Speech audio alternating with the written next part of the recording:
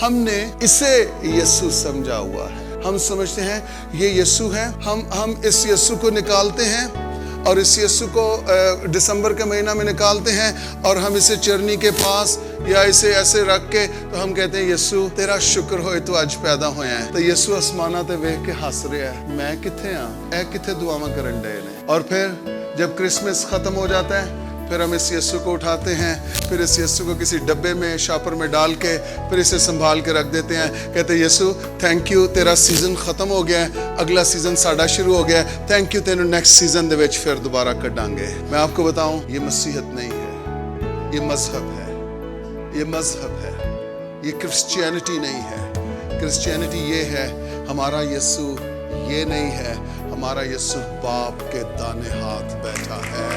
ये क्रिश्चियनिटी है, ये क्रिश्चियनिटी है, ये क्रिश्चियनिटी है। हालेलुया, कहिए ये मसीहत है।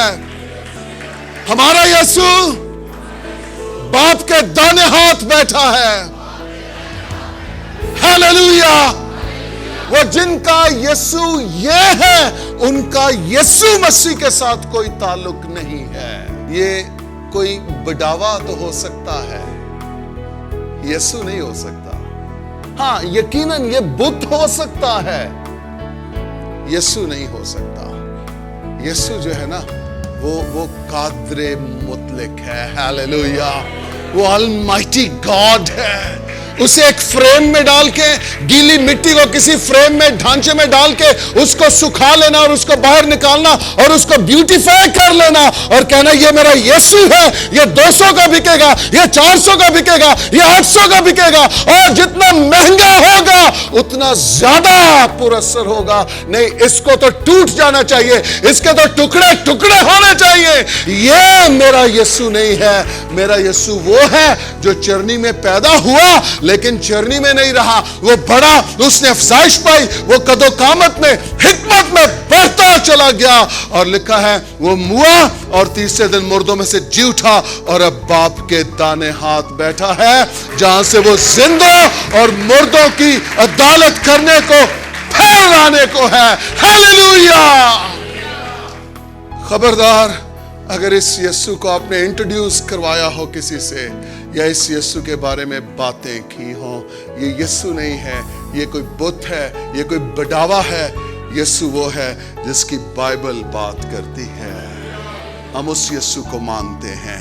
Hallelujah, hallelujah. मैं अक्सर कहता हूं अगर कोई गैर मसीही आपके पास आ जाए और आप उसे लेकर चरनी के पास चले जाएं और आप उससे कहें ये हमारा यीशु है, हम इसका जन्मदिन मना रहे हैं, और वो आपसे कहे यार आप मसीही हो या हिंदू हो, आप कहें नहीं हम तो क्रिश्चियन हैं। क्रिश्चियन ही ऐसी हरकतें करते हैं, क्रिश्चियन नहीं करते। नहीं, हम तो क्रिश्चियन हैं, हम तो ईसाई हैं। आपकी हरकतें तो, आपके काम तो हिंदुओं जैसे वो बुत बनाए होते हैं। और मैं आपको बताऊं ये अफसोस है, दुख है, यीशु मसीह को सिर्फ यहूदा इस्करियोती ने नहीं बेचा था, इस दौर का चर्च भी यीशु को बेच रहा है। इस दौर की इंडस्ट्री भी यीशु को बेच रही है और अफसोस के साथ इस दौर के खादिम भी यीशु मसीह को बेच रहे हैं। मैं आपको बताना चाहता हूं इस मीडिया के वसीला से आपकी अदालत होगी आसमान पे और उस वक्त कोई आपको बचा नहीं सकेगा। जिन लोगों ने यीशु को बेचा है, यीशु के बदन को बेचा है, उनकी अदालत आसमानों पर होगी। मेरी दुआ है खुदा उन्हें इसी जमीन पर तौबा करने की तौफीक दे ताकि वो अपनी हलाकत से बच जाएं। कोई कह सकता है कि ये कलाम मेरे लिए है?